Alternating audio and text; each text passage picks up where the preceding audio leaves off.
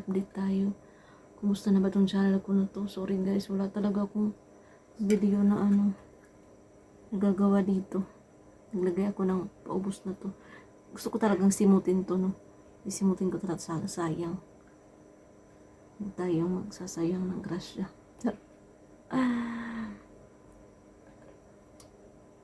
So, meron akong isi-share sa inyo ngayon. Alam niyo naman, chismosa ako. Oo, na-chismosa ako. Hindi ko sinabing hindi. Meron akong isang Lodi Bells. Girl to, hindi lalaki. Babae to. So, video na to para to sa mga babae.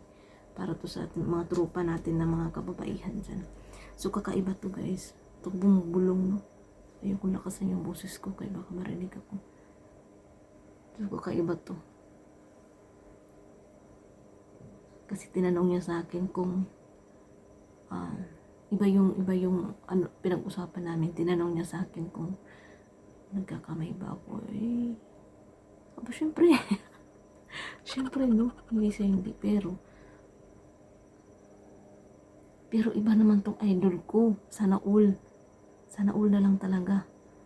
OFW kasi siya. OFW siya. Take note, OFW. Pero meron siyang asawa dito sa Pilipinas. Yung pinag-usapan namin, grabe, talaga ako, parang saludo ba ako sa kanya. Kasi na-share niya sa akin na, ang lakas ng loob niya, legit siya. Napag-usapan namin na mahilig siyang magkanan. Kasi nakita niyo yung video ko. Kasi yung video na yan, hanggang ngayon, umuusad siya. Kung paano ako magsabi. Umuusad siya hanggang ngayon. So, nakita niya yung video ko na yun. At yun nga, napagpintuan namin, chismis lang to. Nagtanong siya sa akin, nagaganyan ka pa talaga sis? Sabi ko, oo naman, minsan. Hindi lang lagi talaga. As in, once in a blue moon, char, sinungaling kami. Yun, napagpintuan namin. Kasi meron siyang laruan, tanaol. Meron siyang laruan na ginagamit. At yun nga, na-addict nga siya dun. Kaya yan ang ayaw ko talaga. Yung ayaw ko talaga na magkaroon ako ng ganyan. Actually, may nag-offer sa akin na bilhan niya ako ng ganyan. Ayaw ko Kasi baka mamaya maano ako Parang, anong tawag yan? Yung parang, malapit talaga ako baka marinig ako, mahina yung boses ko. Baka baka masanay ako. Tapos parang, sabi ng butiki. Yung alam niyo yun, yung parang maya pag nakikita ko siya, magagawa ko. Di ba? Ayoko nang ganun. Baka masanay nga ako. Meron siyang laruan. Paano ba? Totoo ba yun? May nakakalusot ba sa ibang bansa? OFW? Meron bang ganun? Nakakalusot doon sa mga... Hindi ba bawal yun? Viewers na ako. Pero syempre, di ko ilalagay dito kung baka pagalitan ako. Tsaka, ayoko sirain yung tiwala niya sa akin. Shinare niya sa akin. Tanong kasi siya kung totoo ba na nagaganyan ako. Oo naman, syempre. Bakit hindi? Parang may laman yung mata ko. Oo, nagaganyan ako. Pero hindi nga lang lagi. Like, 3 times a day.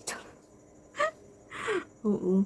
Pero yan nga, si ate, si Lodi Bells na ako. Idol na ako na grabe gabi-gabi. Ako nga, once in a blue moon lang. Kung, halimbawa, kung malapit na menstruation. Ano naman dyan, hat ang babae. Ayun, nagkaganyan ako. Pero, hindi naman yung laging halos gabi-gabi. Hindi ko kaya yun. Half dose na today. Pero siya, idol. Yun, ang ano niya sa akin. Gabi-gabi hindi siya makatulog kasi naalala niya, ganyan, ginagawa nila ng asawa niya. Hindi siya makatulog pag wala yun. At meron niya, binida nga niya sa akin na meron siyang laruan. Ayun, so, ako, meron nag-offer sa akin na bibilin ako ng ganyan, pero ayoko kasi baka masanay ako. Baka ma-addict ako ba ng ganyan ang sistema lagi sa tuwing makikita ako ng ganyan, baka, parang, sa Bisaya pa, magsigi na lang. Pero okay daw siya gamitin. Base sa kwento niya, okay naman. Kasi tinanong ko siya, maganda ba talaga gamitin yun? Yung ganyang mga laruan.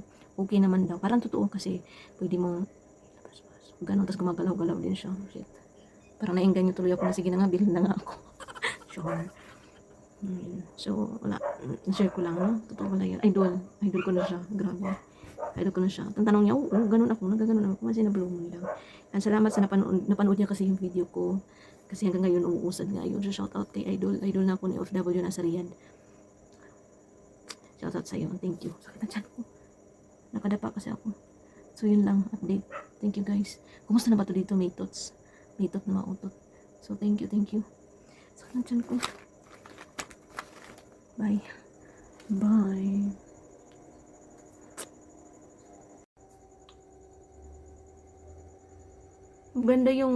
Maganda yung yellow pag nalalagay sa mukha. Ganyan yung ano ng mukha mo.